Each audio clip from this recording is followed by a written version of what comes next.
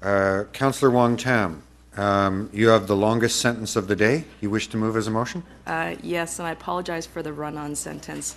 There probably should be a few more semicolons in there.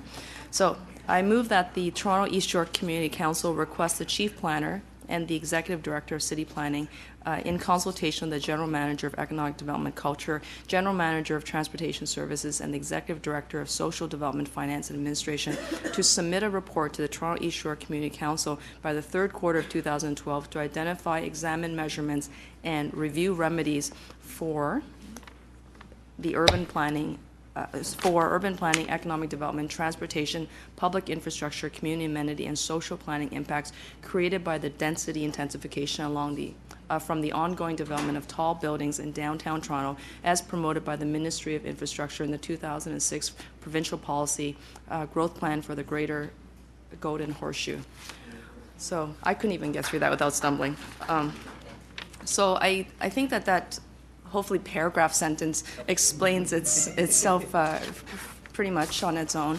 I think that we have seen a number of resident groups and those who are actually living and working in the community express some very real interest and alarm that as we intensify along, the areas that are designated for intensification, what we haven't given much consideration to is how do we build inclusive, livable and sustainable neighborhoods, places where children can grow up, where families are welcome, where we are going to have a mixed range of populations, which means that we have to have a mixed range of housing and a mixed range of uses. And so we actually go and pursue the concept of complete neighborhoods as it pertains to downtown Toronto. And so we've done a really great job of building very sleek, tall buildings. But what we haven't done well is integrate that into a full urban planning, social development, economic development approach on how to build a city. And I'm hoping that we can, I hope that it's not too late. I know that there's been a lot of pressure in terms of neighborhoods trying to withstand the onslaught of additional people. But at the same time, I've also heard from residents who are living in these very beautiful new shiny glass buildings who are complaining about water pressure on the 35th floor that they can't get because there hasn't been an upgrade of the water mains on our main streets and our major corridors. And we hear about subway platforms that are completely filled to capacity, where residents will have to stand and wait 2 or 3 trains before they can actually get on to an actual vehicle to take them to work. And so people are constantly running late, and they're taking they're taking away the quality of life that one would expect from people who are trying to live downtown and to walk to places, whether it be work or place of worship, but at the same time we're actually not providing the infrastructure for them to actually do so. So it's a report asking the staff to work together collaboratively so that we don't have a discussion only on the urban build form, only about the topography, only about massing and density, and we don't have a conversation about what's happening from the social development side. These conversations in terms of city building have got to be fully integrated. It has to be holistic, and there is no error, there's no room for mistake. And I feel that this document that's before us for council consideration, in my opinion, is probably 10 years too late in some ways. Like in so many conversations I've had with really great developers is, it changes from site to site, and there isn't a single applicant that doesn't come in and says, this is a very small and difficult site to build on.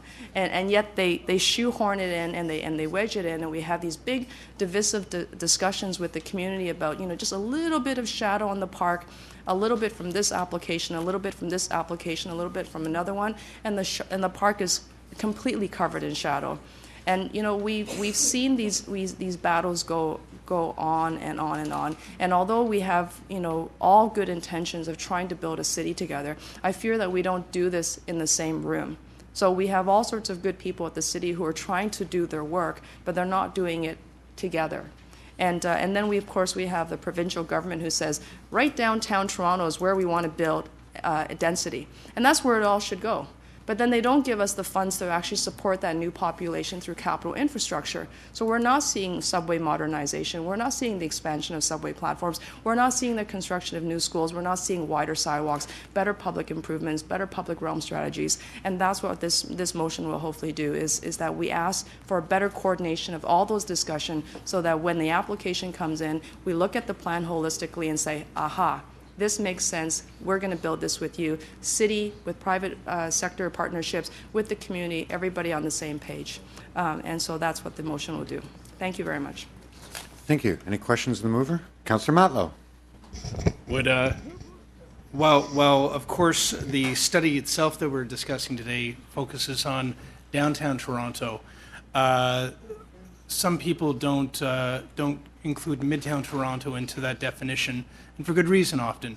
But I wonder if the mover would accept it as a friendly amendment recommendation to just add the word Midtown, given the fact that we are dealing with the same pressures, including overcapacity at our subway stops, and we do have a growth node at Yonge and Eglinton. Councillor Matlow, where would you like to insert those words in that very long run-on sentence I have? I mean, there's a limit, Guy. Come on. And be careful, because we might be setting a Guinness Book of World Records for long sentences. Well, given the fact that we're dealing with the 2006 provincial policy, and that we have one of the main growth nodes right at Yonge and Eglinton, and we are having the same impacts, I would simply just add in downtown and midtown Toronto. Councillor Matlow, can I maybe try to be helpful here? Of course. Can I undertake to work with you to develop a separate motion with you either for today or for a future meeting that accomplishes this? I think there are some particulars that Councillor Wong-Tam was talking about that are specific to the area in the study we're talking about today. I'll work with you on getting something for you. I will, I promise. I'm confused, or perhaps I'm not aware of what you're speaking of. Okay, so the motion Councillor Wong-Tam has makes reference to a number of issues emerging from the report we have in front of us today in 3 wards.